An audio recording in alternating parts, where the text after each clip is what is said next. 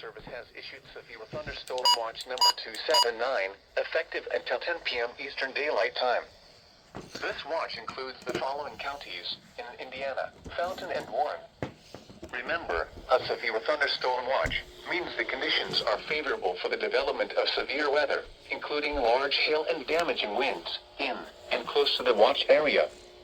While severe weather may not be imminent, persons should remain alert for rapidly changing weather conditions and listen for later statements and possible warnings. Stay tuned to NOAA Weather Radio, commercial radio and television outlets, or internet sources for the latest severe weather information.